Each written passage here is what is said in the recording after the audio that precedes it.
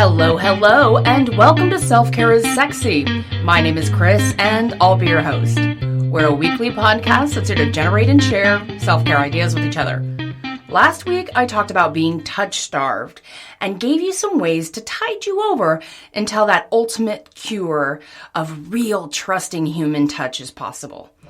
If you missed that or any of our past episodes, please check us out on iTunes, Spotify, iHeartRadio, and at our website, www.selfcareissexy.com. I want to give you a quick preview of what to expect from today's show. Today, I'm going to go over a few tips about self-care in general and give you a list of 20 new self-care ideas to try out. But before that, I want to get into a few quick housekeeping notes. First of all, I want to take a moment and acknowledge this week and the murder of George Floyd by a racist police officer in Minnesota and the protests. And I just want to address that this is not okay. This is not okay. And protesting and getting angry is completely reasonable given the circumstances. And I absolutely expect that when people are oppressed to the point of genocide, their only reaction and their most appropriate reaction is anger and frustration and fear. I expect that people of color are experiencing an even more heightened traumatic response as a result of all of this. And so, my dear friends, I see you, I hear you, and I want to help you. I have an upcoming episode devoted to self-care for traumatic response. And I hope that it offers you some helpful self-care tips just to get you through this incredibly devastating time. Because if you're watching what's going on, it's getting quite bleak. And I think revisiting some of those traumatic response tools might be super helpful right now. Make sure you subscribe so you don't miss out on that upcoming show. Second, I want to tell you about an app that I've been using for self-care. I'm not getting paid to tell you about this, so this is not like one of those, shameless plug ads. I just really wanted to tell you about this. So the app is called I Am. It's a positive affirmation app, and I really love it. It's super helpful. If you're not into affirmations as a form of self-care, I really invite you to explore this practice. There's just something really magical about saying a positive phrase out loud and to yourself over and over again. It just has some kind of amazing positive effect, and it can actually change your beliefs. And let's face it, there's a lot of us that have super shitty beliefs when it comes to ourselves. So I really encourage you to try out affirmation work. And this app that I use really has helped. Again, it's called I Am. And they have these pop-up reminders of the positive affirmations. There's different sections and you can kind of make your own personal collection. And the reminder feature is super awesome. It helps me check in and just kind of get focused.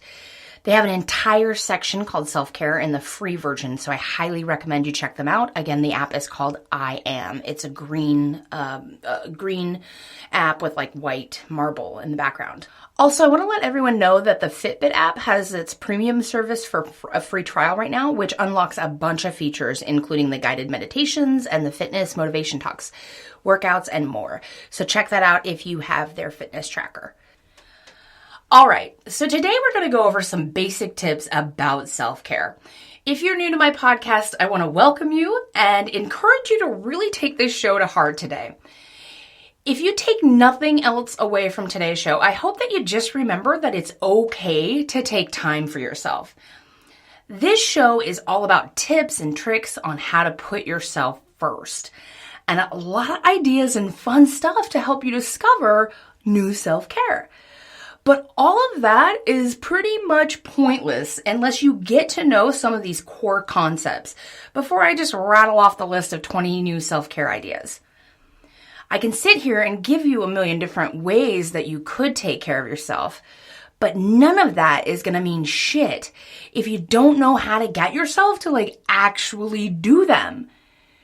So we want to get you really good at knowing how to make self-care the priority. And you got to start out by knowing yourself. That is super key. So today, as you're following along, really tune into you. And whatever's catching your eye or you hear and you're like, ooh, I need to follow that up. Go through and write those things down.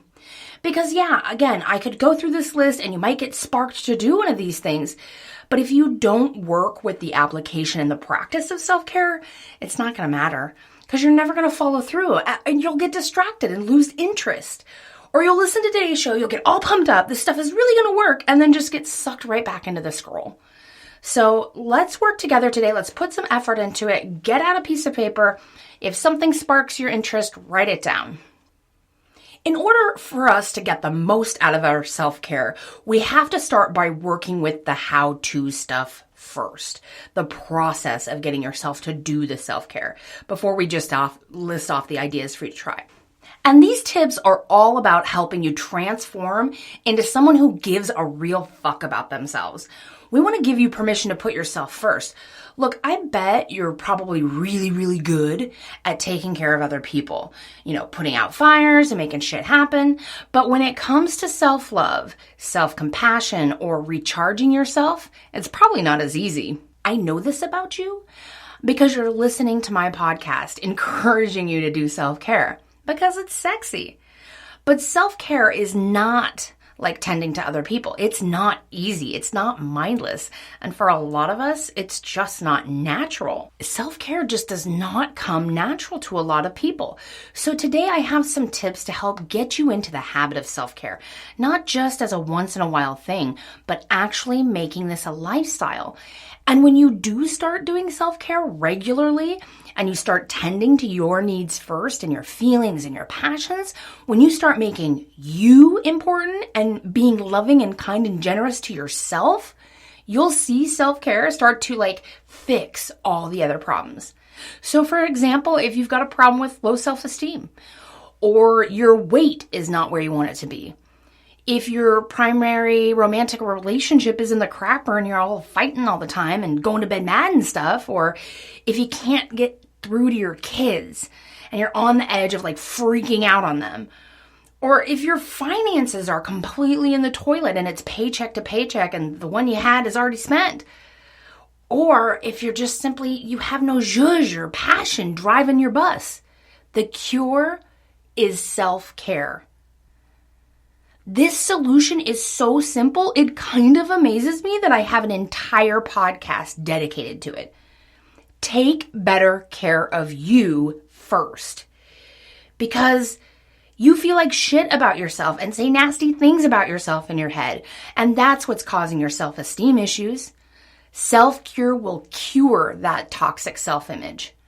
It does. Slowly but surely, as you start to make self-care a priority and you apply it to your daily life, it will dissolve the negative, shitty image you have of yourself that's causing you to have low self-esteem.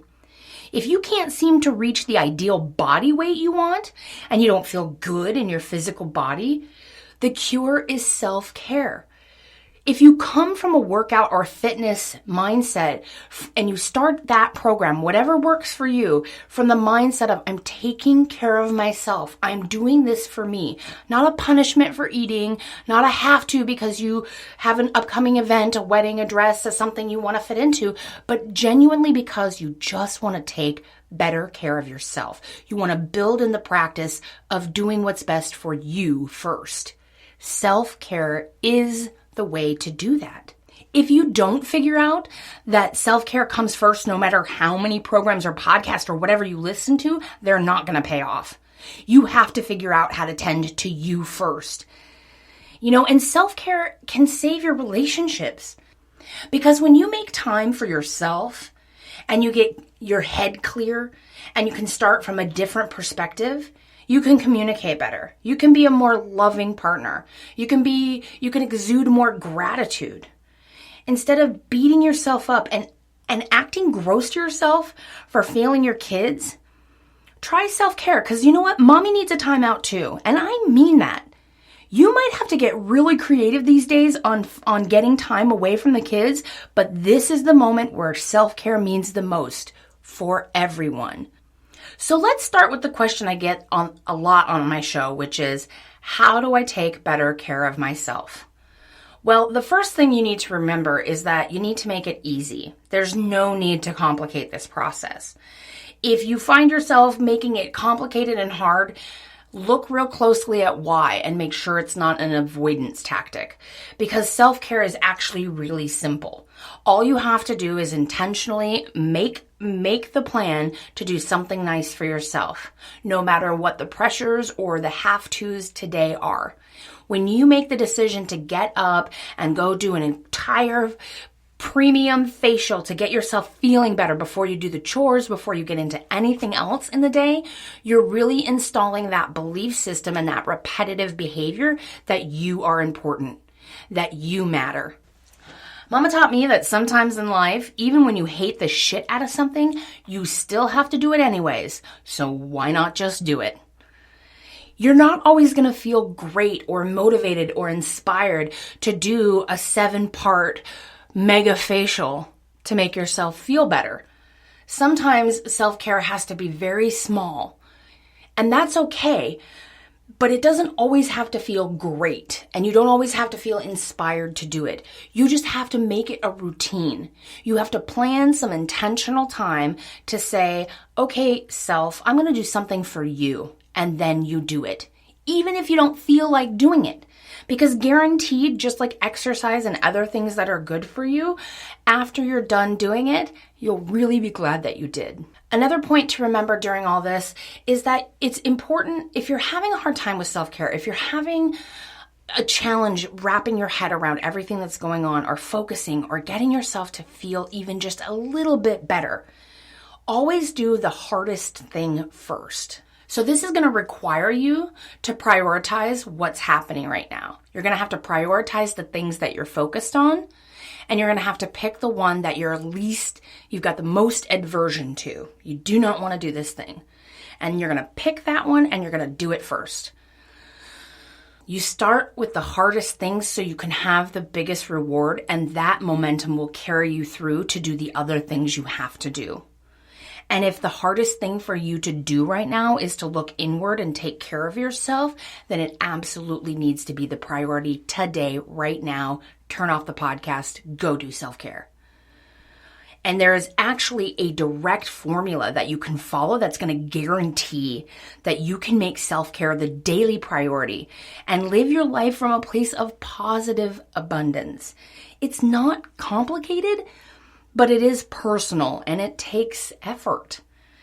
You know, so much of our lives are just totally lived on autopilot, and intentional living feels like work when you're just kicking back and letting life, take you wherever it goes. But the reality is that when you put in the effort to design how you live and you apply that, your life becomes what you want it. You get your own time back. So if you have a hard time getting started and you need a little motivation, a plan, I've got 5 things right now that you need to know about the process of self-care. Number 1, you have to know what self-care is to you. You have to take the time and figure out what it is you need. And you don't need to do a ton of effort for this step. It's just small effort in the pausing right now and asking yourself in the moment, what could I do for self-care?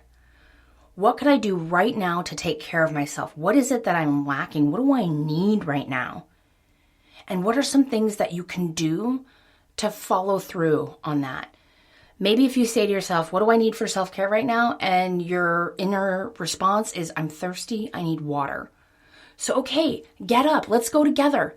We'll go to the faucet, we'll go to the water machine, we'll do whatever, we'll grab the water bottle, we'll chug it down together. And that can be a moment of self-care. But there's this thing where you have to really start to get good at knowing what it is you want. It's easy to start with like food and things like that because your mind will tick quicker through the options of food and, things that we use for immediate soothing than it will through the things that are a little bit deeper, like I need some alone time, or I really need my creative outlet to get expressed, those kinds of things. Those are the deeper things, but you still have to know what self-care is. So start with the easy ones and then you build on that. Number 2, you need to make a routine. So every successful person on the planet will tell you that they have some sort of routine, some sort of daily thing that they do. And as hard as it is to stay focused right now, a routine can really, really help. You can start a routine by building in automatic focus points. Automatic focus points are like redecorating your room or organizing a home office where the papers are all jumbled so that when you come in,